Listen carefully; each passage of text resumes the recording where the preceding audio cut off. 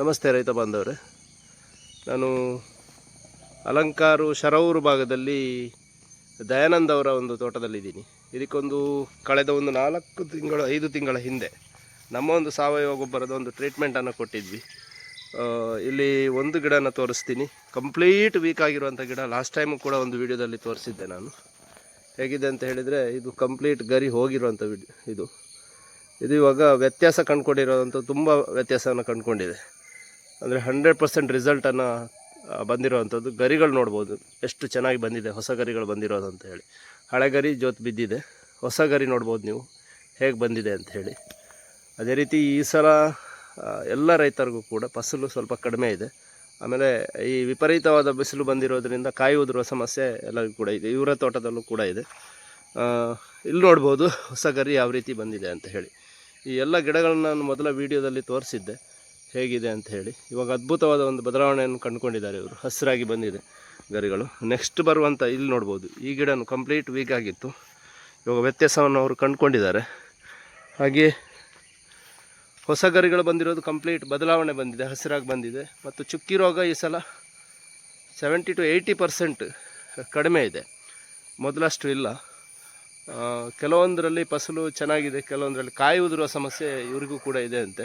ಅದನ್ನು ನಾವು ನೆಕ್ಸ್ಟಿಗೆ ರೆಡಿ ಮಾಡಿಕೊಡುವಂಥ ವ್ಯವಸ್ಥೆಯನ್ನು ಕೂಡ ಮಾಡ್ತೀವಿ. ಇಲ್ಲಿ ನೋಡ್ಬೋದು ನೀವು, ಇದಕ್ಕೊಂದು ಕಂಪ್ಲೀಟ್ ಅಟ್ಯಾಕ್ ಆಗಿತ್ತು ಈ ಗಿಡಕ್ಕೆ. ಇವಾಗ ಹೊಸ ಗರಿ ಬಂದಿರುವಂಥದ್ದು ವ್ಯತ್ಯಾಸವನ್ನು ಅದು ಕಂಡುಕೊಂಡಿದೆ. ಈ ಗಿಡನು ಗರಿಗಳು ತುಂಬ ವ್ಯತ್ಯಾಸವನ್ನು ಕಂಡುಕೊಂಡಿದೆ. ನನ್ನ ಜೊತೆ ದಯಾನಂದ್ ಅವರು ಇದ್ದಾರೆ, ಅವ್ರ ಜೊತೆ ನಾನು ಜಸ್ಟ್ ಮಾತಾಡಿಸ್ತೀನಿ ಹೇಗಾಯಿತು ಅಂತ ಹೇಳಿ. ಸರ್ ನಮಸ್ತೆ. ಸರ್, ಲಾಸ್ಟ್ ಒಂದು 4-5 ತಿಂಗಳ ಹಿಂದೆ ನಾವು ಒಂದು ಸಾವಯವ ಗೊಬ್ಬರ ಮತ್ತು ಸ್ಪ್ರೆಡ್ಡರ್, ವೆಕ್ಟರ್, ಆ್ಯಕ್ಟಿವೇಟರ್ ಮತ್ತು ಟ್ರೀಟ್ಮೆಂಟನ್ನು ಕೊಟ್ಟಿದ್ವಿ.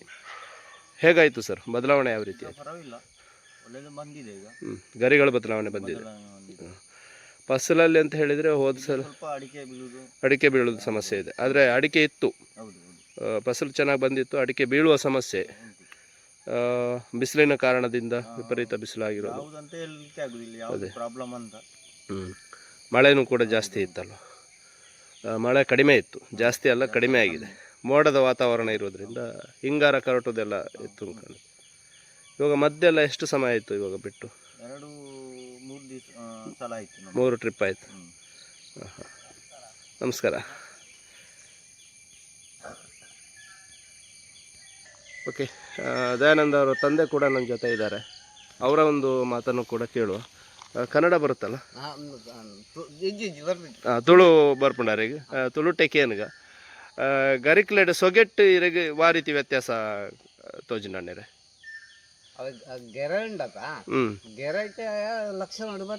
ಪೂರ ಲಕ್ಷ ನಡು ಬೈತು. ಪಂಡೈತೆ ಐನ್ ತಿಂಗೋಲುಡು ಬತ್ತಿನಂಚಿನ ಹೊಸ ಗರಿಕುಲು ಎಂಚಿನ ಉಲ್ಲ ಅವು ಪೂರಲ್ಲ ಲಕ್ಷಣ ಬೈದನಂದು ಪನ್ಪುನಿ.